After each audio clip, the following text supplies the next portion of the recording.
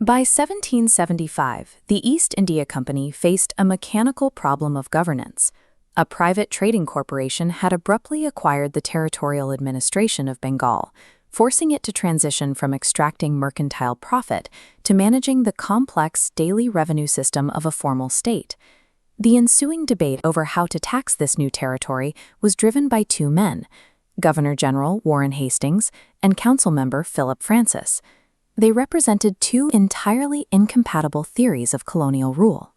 This 1775 ledger of the Diwani land accounts illustrates the exact scale of the administration at stake. The company needed to secure total receipts against a massive settled revenue target of over 1.9 crore rupees, or 1 crore 92,52,538 to be precise.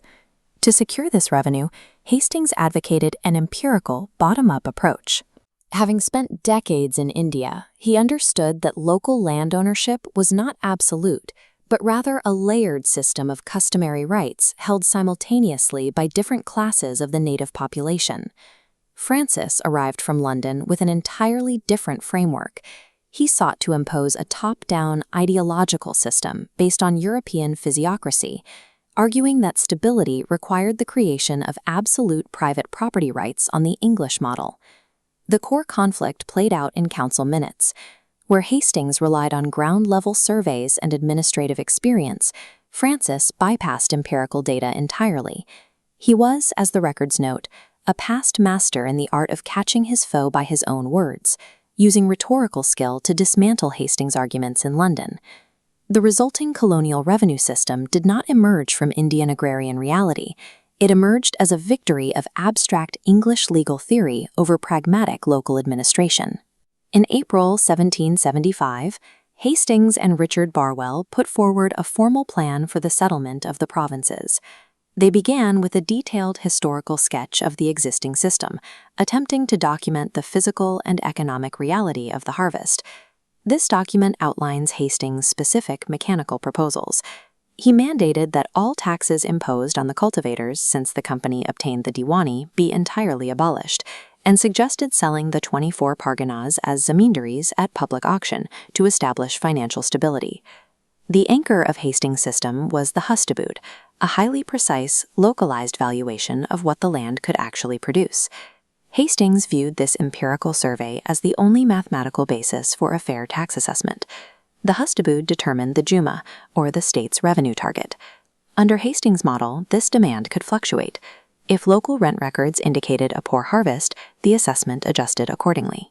Crucially, this empirical data informed Hastings' view of the zamindar. He recognized these powerful local figures not as absolute owners of the soil, but as historical middlemen who held a customary right to collect rent on behalf of the state. The actual cultivation was done by the Kudkasht Ryat, the resident farmer. Hastings recognized their occupancy rights as inalienable.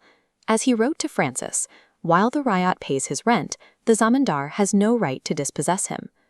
Hastings understood the physical threat of abstract policy. He predicted that without the state actively surveying the land and regulating the zamindars, those middlemen would extort the cultivators, forcing them to abandon their homes and become vagrant Ryats. Hastings' blueprint was an institutional effort to map and preserve the complex, layered property structure of Bengal within the framework of company rule.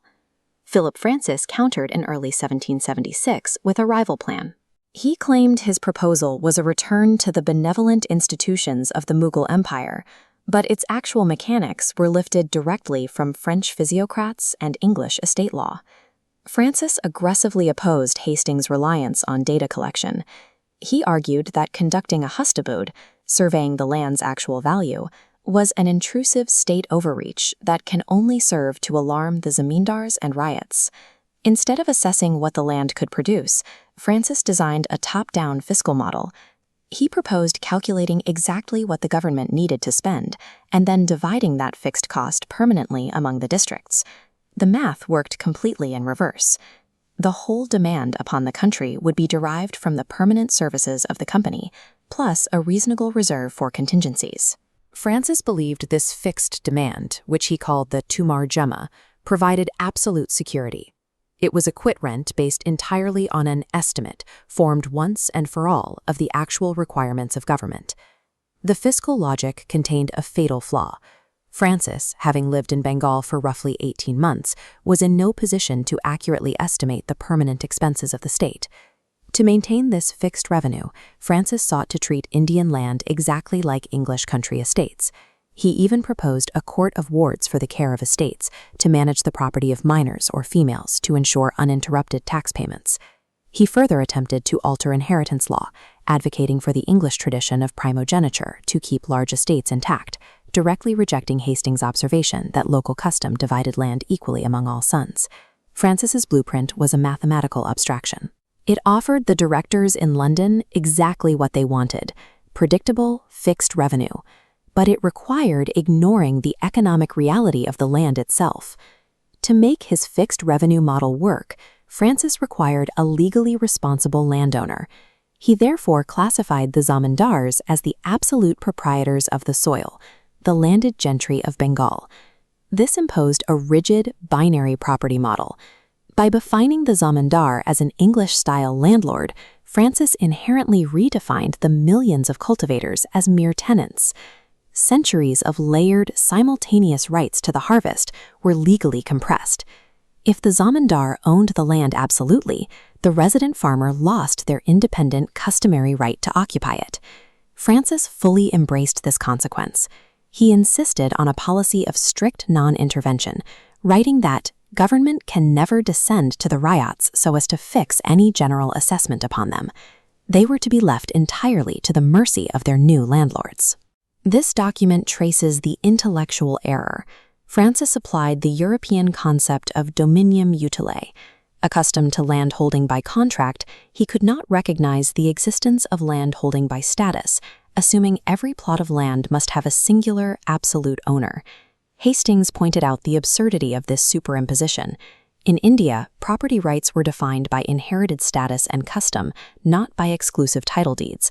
Furthermore, the improving landlord that Francis envisioned, an aristocrat who would reinvest his surplus into agricultural infrastructure, did not exist in the socio-economic hierarchy of 18th century Bengal. Yet Francis pushed for total administrative simplification to execute his vision. He recommended the reappointment of supervisors, whose sole job would be ensuring the zamindars paid their fixed rents direct into the Khalsa treasury, stripping away all other judicial and regulatory oversight. The complex reality of native customs was systematically erased to make room for familiar, easily taxable European legal categories. Francis's theories won. In 1793, Lord Cornwallis implemented the permanent settlement, applying the model of fixed revenue and absolute zamindar ownership across Bengal. The historian James Mill observed that, despite the glaring absence of data, the plan of finance was adopted with blind enthusiasm, with a sort of mechanical and irresistible impulse. Francis won the institutional war not through administrative success, but through rhetoric. His published minutes formed a monument to its compiler's skill as a controversialist, providing a clean, legally legible narrative to politicians in London. Because Francis argued using the vocabulary of English common law, his unfounded assumptions about Indian property bypassed critical scrutiny. They were readily absorbed and enthroned in his mind as common sense. The immediate result was a disaster for the rural population. Stripped of their customary protections, the riots faced severe rack renting, and the East India Company locked itself into a system of institutional irresponsibility regarding the welfare of its subjects. The clash between Hastings and Francis demonstrates the severe limitation of managing a state from a distance. When an administration prioritizes the neatness of its theoretical models over the empirical reality of the ground it governs, the cost is invariably paid by the people it refuses to see. In the 1770s, the British East India Company needed to extract immense wealth from a newly conquered Bengal, but the two men in charge, Warren Hastings and Philip Francis, had completely opposite ideas on how to govern it. First up, the economic clash. Traditionally, local Indian agents collected taxes for the state, a group known as the zamindars. Hastings wanted to auction short-term tax leases to find the land's actual value, but Francis wanted a permanent tax, treating these local collectors as absolute English-style landowners. Next, the blind spot. Francis's grand vision completely ignored the actual peasant farmers working the soil, the ryots. Hastings warned that handing unregulated control to landlords would leave these peasants exposed to brutal oppression. Finally, the propaganda war. Francis didn't win by having better ideas. He was a master publicist. He packaged his rigid European theories into polished reports and shipped them to a naive parliament back in London, using Hastings' own words against him. The result? A confident theory overpowered the complex reality on the ground.